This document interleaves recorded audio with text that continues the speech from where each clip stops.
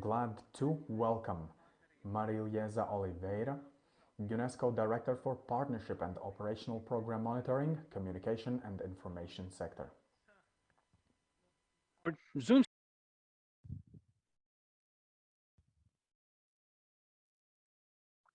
I can hear you very well, thank you. Can you hear me? Excellent. Thank you. Thank you very much. Let me just start, ladies and gentlemen, saying hello, wherever you are, whatever time you are, to the organizers, partners, participants, to Ms. Posetti, Dr. Posetti, who is sharing this session with me.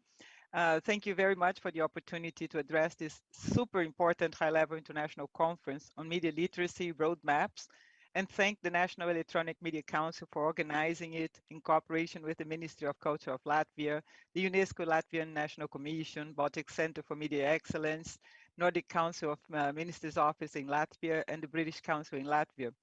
This conference is really an excellent way for us to celebrate the 2021 Global Media and Information Literacy Week. And the reason why we celebrate this week is to draw attention to the fact that access to reliable and fact-based information has become absolutely crucial for meaningful participation in all areas of society. Reliable, accurate information is really a public good and must be treated as so. We have recent technological shifts that have really radically changed the way in which we communicate, we interact with the others, we inform ourselves.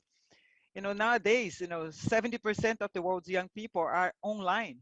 Every day, people watch more than 1 billion hours of video on YouTube every day, and almost 2 billion of us connect to Facebook, many using these platforms as their primary source of news and information about the world.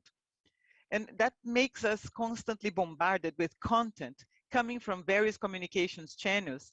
And this barrage affects our understanding, our judgment, even for highly consequential decisions, such as whether to take a life-saving vaccine, who to believe about integrity of an election, or what is going on with the planet's climate. We have really collectively lost the ability to distinguish a verified fact from what is essentially misinformation and rumor. And our reduced discernment has left us very vulnerable to malicious manipulation, for example, through the deliberate spread of false content, an act that we call disinformation. It is no coincidence that we are seeing trust in information and information provider institutions falling to record lows globally, most dramatically for information found online, but also for traditional media and even by information provided by governments. So we really need to regain our trust. And of course, technology has also brought great new opportunities for us to learn, to debate, to express ourselves, to participate in civic life online and offline. But taking advantage of these opportunities really requires us to an entirely new understanding of information and the way it spreads, both online and offline, where it comes from, how it grabs our attention, how it persuades us. And to have that kind of understanding, we need to master new skills, including understanding scientific data, understanding data and research as a whole, knowledge about ethics, a knowledge about privacy, security, and the impact of algorithms, for example, modification and amplification on human interaction.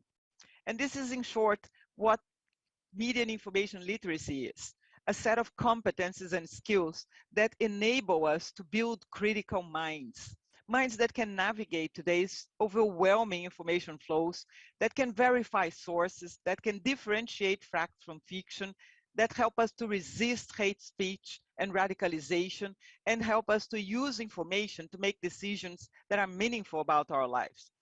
So in UNESCO, we really believe that everyone should have this kind of competence and skill. They should be a part of school learning from the earliest age.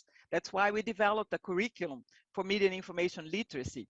However, we must go beyond formal education systems and really put in place the tools to reach all people of all ages, everywhere, and in different media contexts. So this means that we need to take a lifelong learning approach, particularly important since the information ecosystem itself keeps changing, requiring us to learn new skills.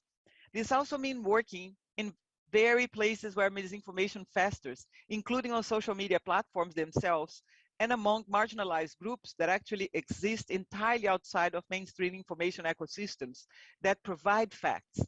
So the future of democratic societies and our response to all manner of global challenges depends really in part on ensuring every citizen can really think critically and click wisely.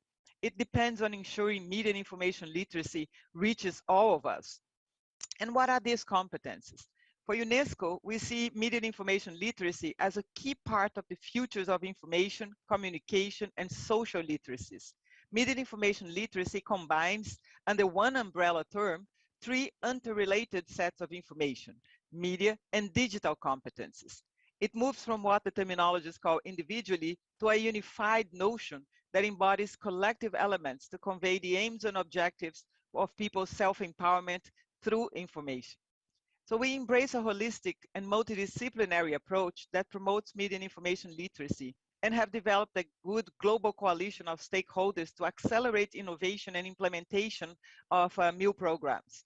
So just to conclude, let me tell you about some of the results of UNESCO's media and information literacy activities nowadays.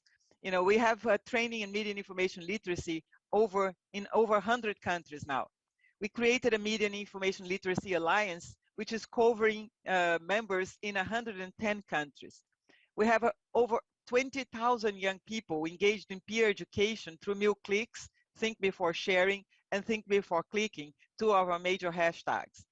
We have social media content, as well as ready to broadcast audio messages to counter COVID-19 disinformation and misinformation in 12 languages that have already been distributed by radio stations, reaching 47 million listeners, 42 million social media users, and we are ready to share with you to spread it even further. Media and information literacy policies and programs have been integrated and strengthened in over 300 youth organizations, 100 of which are in Africa, that reach literally hundreds of thousands of young people. 25 countries are taking steps on national media and information literacy policies and strategies, and putting those into their own, legal and regulatory frameworks.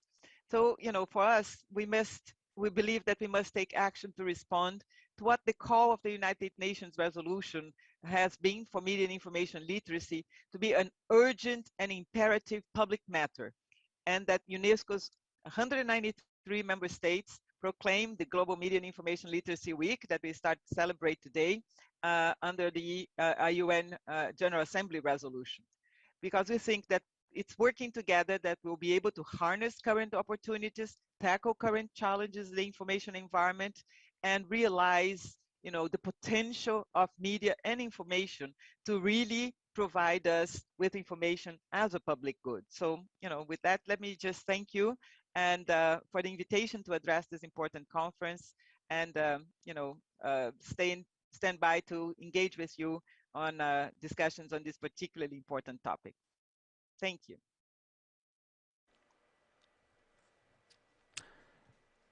Paldies, thank you, Dr. Marielza Oliveira. Liels paldies, ka pievienojāties mums šeit konferencē Medijpratība ceļa kartes. Sarunājāmies ar UNESCO partnerības un darbības programmu uzraudzības, komunikācijas un informācijas sektoru direktori.